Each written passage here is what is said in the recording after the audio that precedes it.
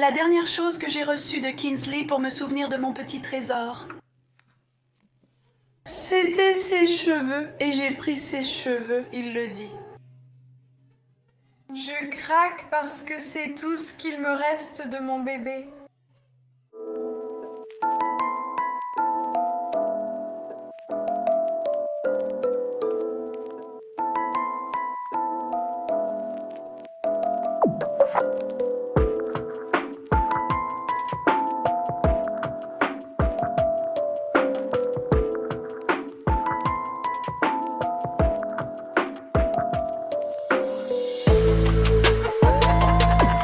Bienvenue ou bon retour et merci d'être là. Je suis Cassie et voici un monde cruel. Je vais vous raconter aujourd'hui l'histoire d'un tout petit autrefois aimé et bien soigné. Mais quand sa mère a rencontré un autre homme, tout cela, ainsi que sa vie, a pris fin. Voici l'histoire de Kingsley Kinner.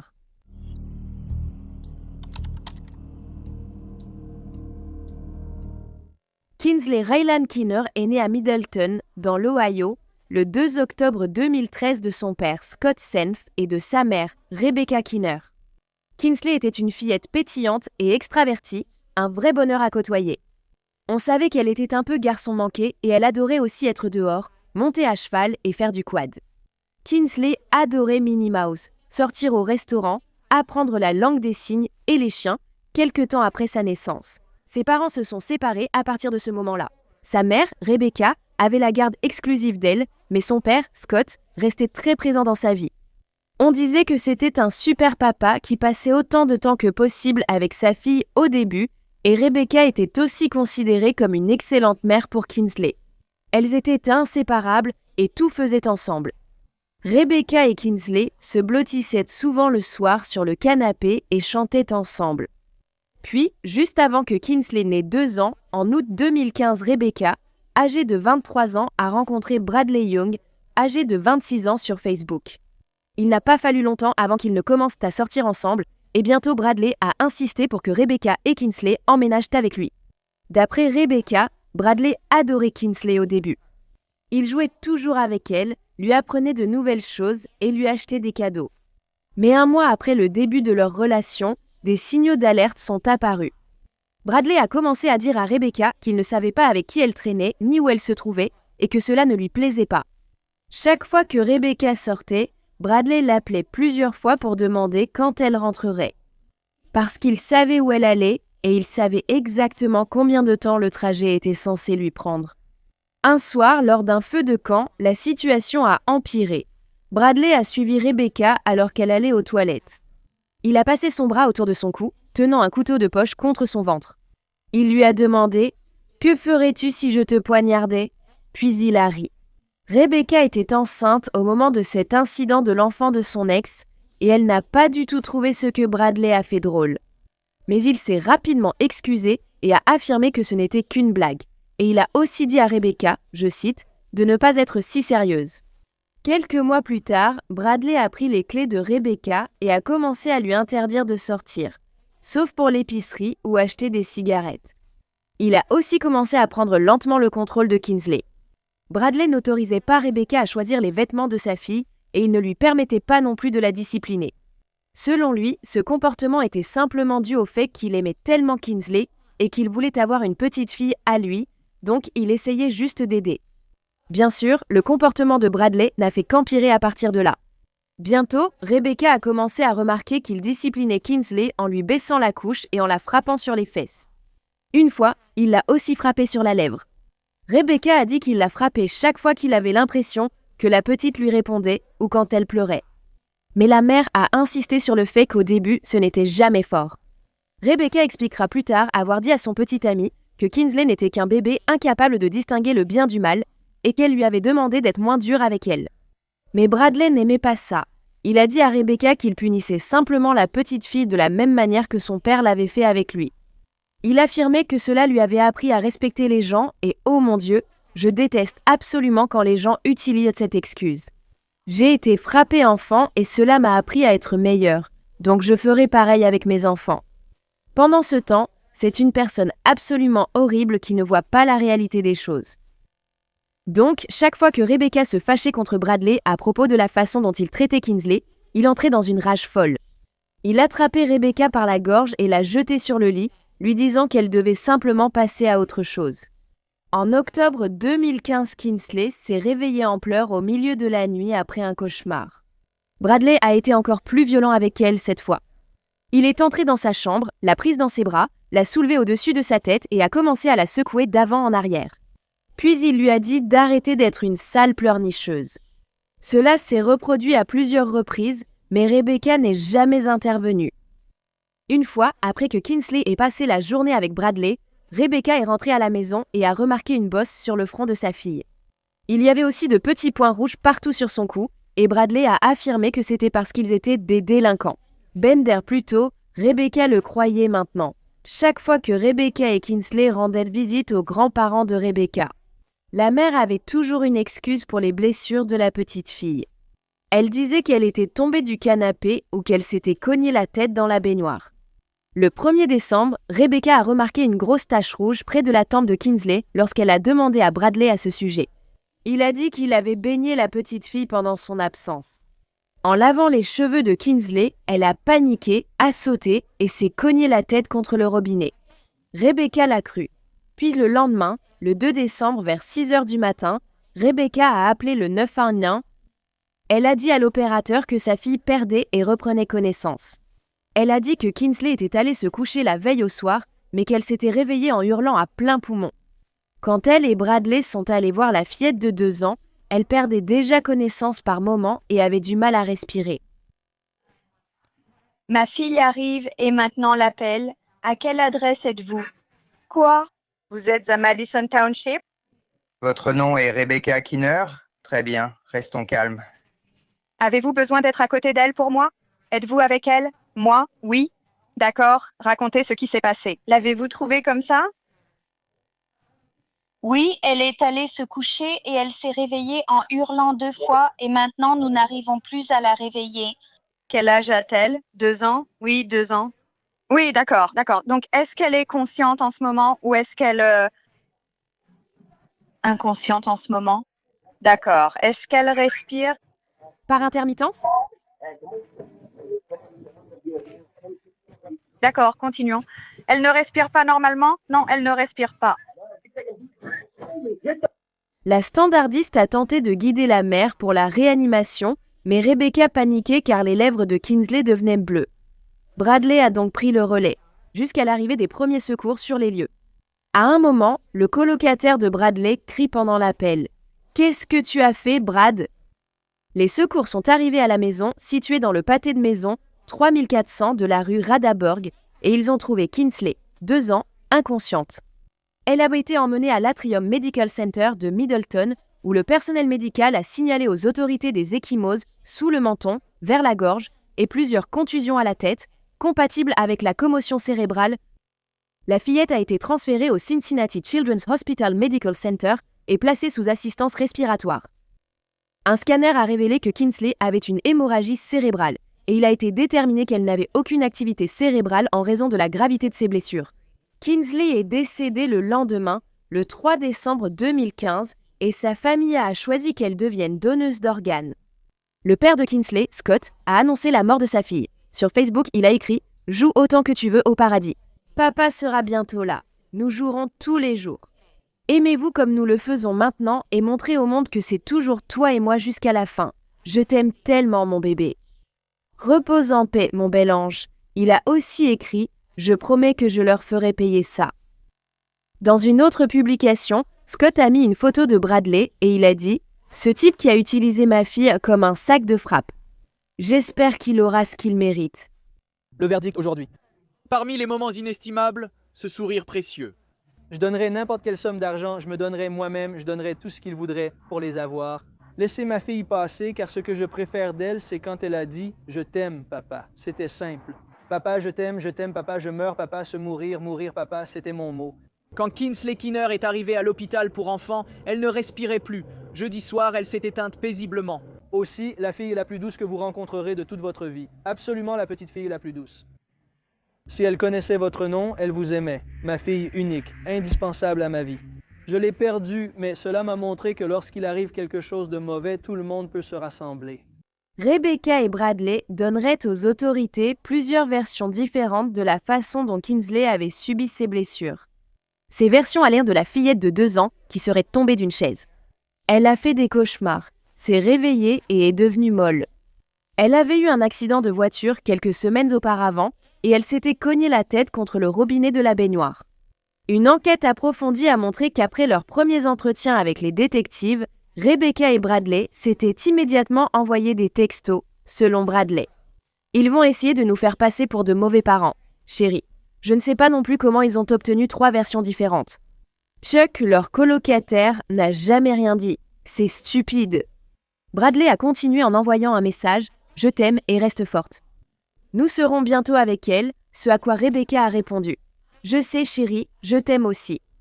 Bradley a alors dit « Dis-leur simplement qu'elle était allongée avec nous deux sur le canapé. Ainsi, ils ne tenteront pas de retourner la situation contre toi ou moi ». Quand Kingsley a été hospitalisé en urgence, Bradley a été inculpé d'agression criminelle et Rebecca pour avoir permis des mauvais traitements sur enfants. Les accusations ont été requalifiées et Bradley faisait maintenant face à un chef de meurtre supplémentaire. Les accusations contre Rebecca ont été requalifiées en mauvais traitement criminel sur enfants. Bradley a été détenu sous caution d'1 million de dollars et Rebecca sous caution de 500 000 dollars pendant qu'elle était incarcérée à la prison du comté de Butler. Rebecca a donné naissance à un bébé qu'elle a appelé Wyatt, qui était aussi le prénom du petit garçon ayant reçu les poumons de Kingsley peu après sa mort. Maintenant, le père de Kingsley, Scott, croyait qu'il était aussi le père de Wyatt, probablement parce que c'est ce que Rebecca lui avait dit auparavant. Cependant, après que Scott ait tenté d'obtenir la garde du nourrisson, un test acide désoxyribonucléique a été effectué et il a été déterminé que le petit garçon avait en réalité un tout autre père. Un homme avec qui Rebecca avait couché entre 2 relations. Cet homme a ensuite obtenu la garde de Wyatt en mars 2016. Rebecca a plaidé coupable à 3 chefs d'accusation en lien avec la mort de Kingsley.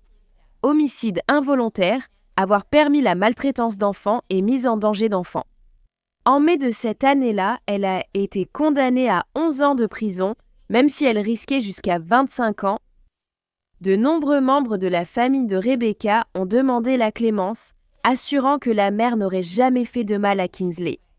Ils ont insisté sur le fait que Rebecca aimait sa fille et que la petite fille était le centre de sa vie. Lors de l'énoncé de la peine, de nombreuses personnes dans la salle ont fondu en larmes. La grand-mère paternelle de Kingsley, Heidi Morgan, l'a déclaré. « Je ne pensais pas du tout que Kingsley se rappellerait de mon bébé. C'était ses cheveux et j'ai pris ses cheveux. Elle s'en doutait. Je le garde précieusement parce que c'est tout ce qu'il me reste de mon bébé. » Les cheveux de Kingsley Kiner. Lorsque Heidi Morgan a enterré sa petite fille de 2 ans, elle a prononcé, en larmes et tremblantes, des mots qui ont ému la majorité de l'audience. Rebecca n'était pas une mère responsable. Elle n'a pas surveillé et pris soin de ma grand-mère comme elle aurait dû le faire. Elle aurait dû être là pour surveiller ce bébé. Rebecca a également pris la parole lors de l'audience de la sentence. Voici ce qu'elle a dit. J'assume la responsabilité de ne pas avoir sorti ma fille de la situation dans laquelle nous étions, mais j'aimais ma fille. Je sais que beaucoup de gens ont dit que j'avais permis que cela arrive. J'ai regardé ce qu'ils faisaient et je n'ai rien fait et ce n'est pas vrai. J'aime ma fille et je n'ai pas seulement perdu ma fille, j'ai perdu, beaucoup plus perdu. Elle était l'amour de ma vie. Nous faisions tout ensemble. Et appeler à la maison sans entendre sa voix, c'est difficile. Chaque fois que je ferme les yeux, je vois son sourire, je vois son visage. Et la nuit, avant qu'elle ne parte, la dernière chose qu'elle m'a dite, c'est « Je t'aime plus, maman ». Et c'est tout ce que j'entends sans arrêt. Et si je pouvais prendre la place de ma fille, je le ferais sans hésiter, mais je ne peux pas. Peu importe ce que je dis ou fais, ça ne ramènera pas ma fille, je le sais, et j'ai aussi perdu mon fils. Je ne peux pas avoir de photos de lui, je ne peux pas le voir, je ne peux pas lui parler. Et j'ai aussi perdu ma vie, j'ai perdu tout ce qui m'a rendue heureuse un jour, à cause d'une seule erreur. Rebecca a ensuite essayé de faire réduire sa peine, mais cette demande a été refusée. Alors que les procureurs se préparaient pour le procès de Bradley, Rebecca a subi une évaluation psychologique pendant cette période. Elle disait qu'elle pensait que Bradley ne faisait que discipliner Kingsley trop sévèrement. Elle a dit que, quand Bradley blessait sa fille, elle lui demandait d'arrêter mais avait peur. Une part d'elle voulait retirer Kingsley de ses bras et partir. Mais à la place, elle a dit que tout est devenu noir et même si son corps voulait bouger, elle était figée et ne pouvait pas. Rebecca a reconnu que Bradley l'avait blessée, allant jusqu'à la frapper alors qu'elle était enceinte. À tel point qu'elle avait eu des saignements et avait dû être alitée, il l'avait aussi frappée aux jambes et tirée par les cheveux. Rebecca a mentionné que Bradley avait aussi l'habitude de la mordre. Elle a affirmé qu'il se penchait pour la mordre au bras ou au visage, parfois sans aucune raison. Mais Rebecca a dit qu'elle n'avait jamais appelé la police parce que Bradley la faisait se sentir piégée. Il lui avait dit « Où que tu ailles ou te caches, je te retrouverai. J'ai été formée à tuer dans l'armée et je peux faire en sorte que ça ressemble à un accident. » Rebecca a affirmé qu'elle ne pensait pas que c'était de la maltraitance, mais elle avait quand même très peur. Elle pensait sans cesse que les choses changeraient ou qu'elle faisait peut-être quelque chose qui le rendait en colère. Donc, si elle pouvait juste comprendre ce que c'était, peut-être que ça s'arrêterait. Bradley s'excusait toujours auprès de Rebecca après lui avoir fait du mal et lui acheter des choses qu'elle voulait. Rebecca a aussi raconté au psychologue son enfance. Elle a dit que sa mère l'avait confiée à ses grands-parents quand elle était jeune, affirmant qu'elle ne voulait ni Rebecca ni ses 7 autres frères et sœurs. Parfois, Rebecca et sa sœur allaient quand même chez leur mère, qu'elle a décrite comme une consommatrice de drogue et d'alcool. Elle les négligeait, les obligeant à porter des vêtements sales et malodorants à l'école et les nourrissant rarement. La mère de Rebecca lui a même dit un jour qu'elle devrait brûler en enfer et qu'elle aurait dû la tuer alors qu'elle était encore dans son ventre. Rebecca a déclaré avoir été harcelée à l'école lorsqu'elle était enfant et a dit qu'elle n'avait pas d'amis. Puis, à l'âge de 13 ans, elle a été battue et violée par un voisin, une histoire que sa grand-mère a confirmée. Malgré tout cela, Rebecca n'avait jamais eu de problème avec la justice auparavant. Ensuite, la mère a raconté au psychologue ce qui s'était passé dans les jours précédant la mort de Kingsley, le 1er décembre. Alors que la famille se préparait à dîner chez les grands-parents de Rebecca, Bradley a frappé Kingsley à l'arrière de la tête avec son poing parce qu'elle ne tenait pas en place pour mettre ses chaussures. Rebecca a dit qu'elle avait tenté d'intervenir, mais Bradley a juste dit à sa fille « Dis-le à maman. Si elle vient ici et essaie de te sauver ou de s'en mêler, elle va le recevoir 2 fois pire. » Le lendemain matin, Kingsley s'est réveillé en hurlant et en pleurant, alors ils l'ont amené dans le salon pour regarder des dessins animés. Une fois que Kingsley s'est assoupi, Rebecca a dit qu'elle est retournée se coucher, laissant Kingsley seul avec Bradley, l'homme qui l'avait déjà agressé à plusieurs reprises. La chose suivante dont Rebecca se souvient, c'est que son petit ami se tenait devant elle avec la lumière allumée, il tenait Kingsley dans ses bras. Ses yeux étaient ouverts et elle respirait faiblement, a déclaré Rebecca. Elle prenait une inspiration, puis s'arrêtait, puis elle reprenait une autre inspiration et s'arrêtait de nouveau. La mère savait que quelque chose n'allait vraiment pas. Alors que Bradley attendait son procès, ses avocats se sont battus pour faire annuler les charges retenues contre lui. Ils ont affirmé que ses droits avaient été violés parce que les appels entre lui et son avocate, alors qu'il était détenu en prison, avaient été enregistrés. Ce qui, à ma connaissance, est une pratique assez courante. Donc, inutile de dire que leurs efforts ont été vains. Le procès de Bradley Young a commencé en septembre 2016. Et même si Rebecca a témoigné, son témoignage a finalement été rejeté parce que le juge pensait qu'elle était sous l'influence de médicaments et incompétente. Pendant son procès, la vidéo de l'interrogatoire de Bradley avec la police a été montrée au jury. Dans celle-ci, il a essayé d'expliquer les blessures de Kingsley en disant qu'elles étaient dues à un accrochage et aux sangles de son siège auto qui lui pincèrent le cou. Il a aussi dit que la petite était tombée de sa chaise, s'était retrouvée au sol et avait heurté sa tête contre le robinet de la baignoire. Bradley a nié avoir jamais secoué ou frappé Kingsley et il a dit qu'il ne l'avait jamais discipliné qu'en lui donnant une tape sur la main. Il a ajouté que le 2 décembre, Kingsley s'était réveillée tôt, tremblante et en pleurs. Il lui avait donné des friandises aux fruits, allumé le chauffage, puis elle s'était rendormie. Ensuite, avec Rebecca, ils se sont installés sur le canapé, Kingsley dormant sur sa poitrine. Peu de temps après, la petite fille s'est réveillée à nouveau, hurlant à plein poumon. Il a dit qu'elle ne respirait pas bien, alors il a tenté de la secouer pour la réveiller. Bradley a dit que, devant l'échec, il a appelé le 911 et commencé la réanimation sur Kinsley, alors que Rebecca a disparu. Un pathologiste a témoigné que Kinsley avait eu une hémorragie cérébrale à la base du cerveau, près de la moelle épinière. Ces blessures n'étaient pas compatibles avec une chute ou un accident de voiture. Elle avait également des blessures au crâne, ce qui indiquait qu'elle avait subi plusieurs coups.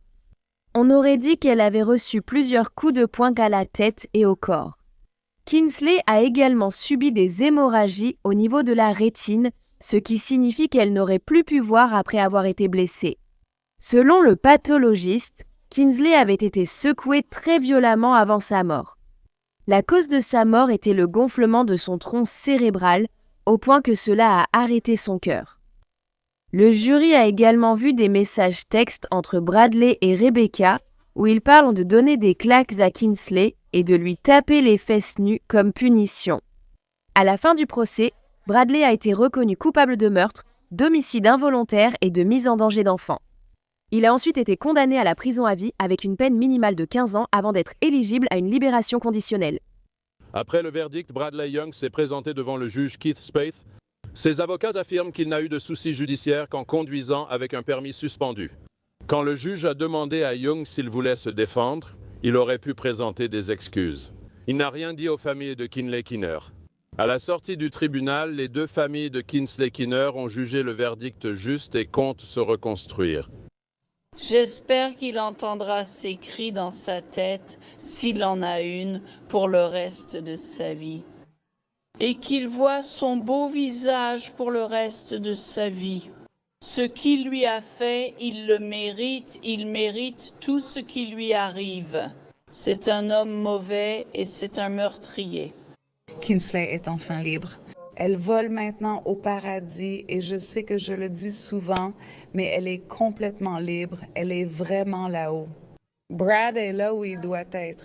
Il va bien, il n'y est pas encore, mais il y va, C'est enfin terminé, je peux enfin tourner la page. Les funérailles de Kinsley ont eu lieu à l'église communautaire Vineyard le 8 décembre 2015 et des centaines de personnes ont assisté à la veillée. De nombreuses personnes portaient du rouge, la couleur préférée de Kinsley, et des vêtements à l'effigie de Minnie Mouse, son personnage Disney favori. Sa famille a également demandé qu'au lieu de fleurs, les gens fassent des dons de jouets à la mémoire de la petite fille. Kinsley a ensuite été enterré au cimetière de Springboro.